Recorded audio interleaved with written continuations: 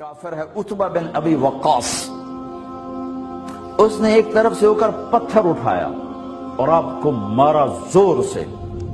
صحابہ کی نظریں تھی تلواروں پر، نیزوں پر، تیروں پر، وہ پتھر نظروں سے نکل گیا، لہذا وہ ان کے اندر کو چیرتا ہوا جا کر میرے نبی کے منہ پر یہاں لگا، اور اب سیدھا پیچھے ایسے گئے، پیچھے یوں، پیچھے ایک کھڈا تھا، وہ یہاں گردن میں لگا کنارہ، تو اب بے ہوش ہو گئے، دانت بھی ٹوٹ گئے، چہرہ بھی خون و خون ہو گیا، اب بے ہوش ہو کے یوں گر گئے۔ صحابہ نے سمجھا آپ شہید ہو گئے، تو سب نے زار و قطار رونا شروع کر دیا۔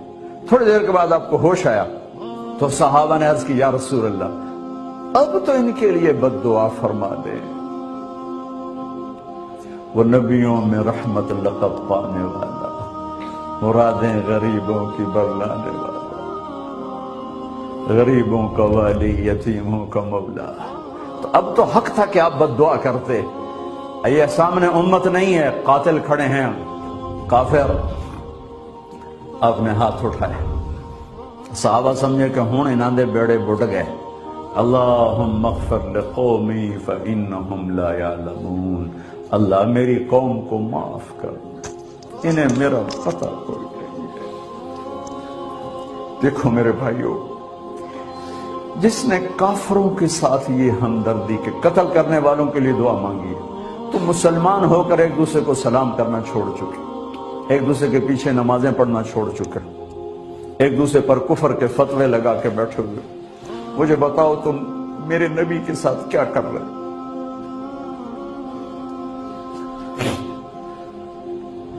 وہ تمہیں فرقوں میں بانٹ کر گئے تھے یا امت بنا کر گئے تھے؟ کیوں اس نادان کھیل میں اپنی زندگی برباد کرتے ہو؟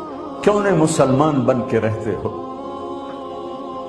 اس امت میں اختلاف شروع سے ہے، ہمیشہ رہے گا، یہاں تک نہ جاؤ کہ ایک دوسرے پر کفر کے فتوے۔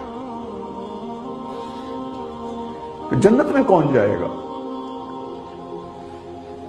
سنیوں نے کہا وہابی کافر، وہابیوں نے کہا سنی کافر، بریلیوں نے کہا دیوبندی کافر، دیوبندیوں نے کہا بریلوی کافر، شیعہ نے کہا سنی کافر، سنی نے کہا شیعہ کافر۔ جنت میں کون جائے گا؟ کچھ تو بھائیو میرے نبی کی محنت کی قدر کرو۔ میرے نبی تو غیروں کو اپنا بنانے آئے تھے، ہم نے اپنوں کو غیر بنا دیا۔ جو نفرت کی آگ وہاں بھڑک رہی ہے، یہاں مت بھڑکاؤ۔ جاؤ میرے دیس میں دیکھو کتنے سر کٹ چکے، کتنے سہاگ اجڑ گئے، کتنی مائیں بے آسرا ہو گئیں، کتنی جوان بیٹیوں کی مانگ ویران ہو گئی۔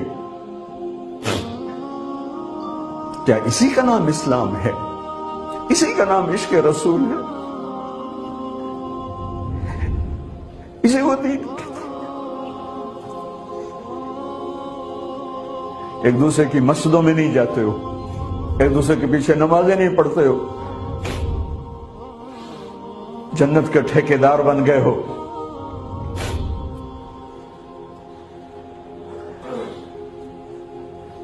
میرے نبی تو عبداللہ بن ابی کا جنازہ پڑھانے کھڑے ہو گئے تھے، جس کا کفر ابو جہل سے بھی بڑا ہے۔ ابو جہل اوپر کی دوزخ میں ہے، عبداللہ بن ابی سب سے نیچے کی دوزخ میں ہے۔ ان کے بیٹے آئے، یا رسول اللہ میرا باپ مر گیا ہے، اپنا کرتا دے دیں گے، میں اس کو کفن دے دوں۔ ہم نے کہا لے لو، کرتا اتار کے دے دیا۔ اب کہتے بدبخت منافق، دفع ہو جا۔ کہ یا رسول اللہ آپ جنازہ پڑھائیں گے؟ کہاں پڑھوں گا؟ باقی منافقوں کا تو کسی کو پتہ نہیں تھا سوائے اللہ کے نبی کے، لیکن عبداللہ بن ابی کا منافق ہونا تو سب کو معلوم تھا۔ آپ جنازے کے لیے عمر سامنے آ گئے، یا رسول اللہ یہ کون ہے؟ کہ مجھے پتہ ہے کون ہے، تو آپ اس کا جنازہ کیوں پڑھا؟ کہ شاید اللہ معاف کر۔ کہ عمر پیچھے ہٹ جا، مجھے پتہ ہے یہ کو، میرے اللہ نے کہا ہے تو ان کے لیے دعا کر یا نہ کر، میں معاف نہیں کروں گا، میں کرتا ہوں شاید اللہ معاف کر دے۔ پھر فرمایا کہ میرے اللہ نے کہا اگر تو 70 دفعہ بھی ان کے لیے دعا کر تو میں معاف نہیں کروں گا۔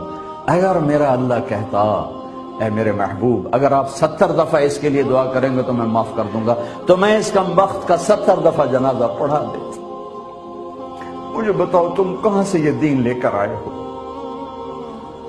جس میں تم فرقوں میں بٹ گئے ہو، نفرتوں کی آگ تم نے لگا دی ہے،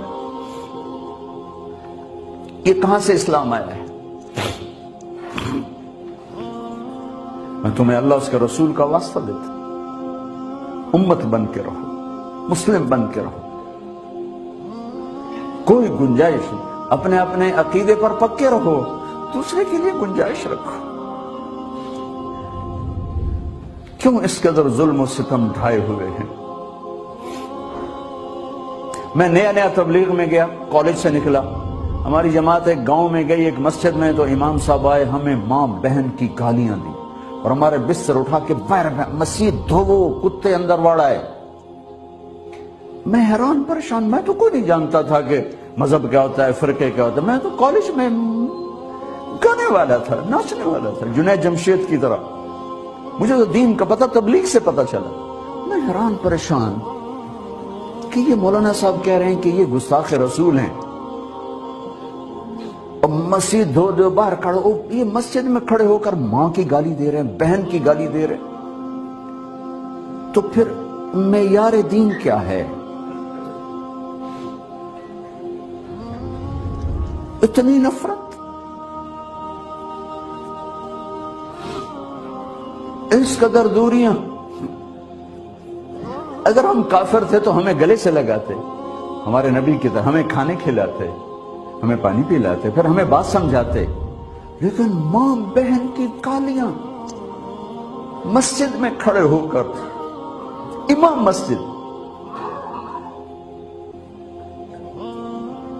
ہم پنجاب کے زمیندار ہیں، گالی دینا ہماری سرشت میں ہے، لیکن مسجد میں کانپ جاتے تھے کہ کسی کو الو کا پٹھا بھی کہہ دیں۔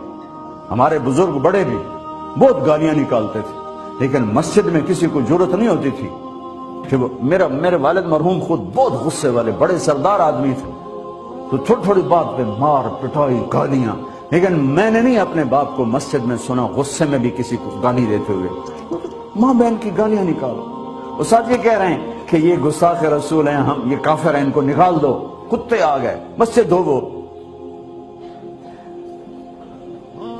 میرے نبی کے دور میں تو کافر آ کے مسجد میں رہتے تھے۔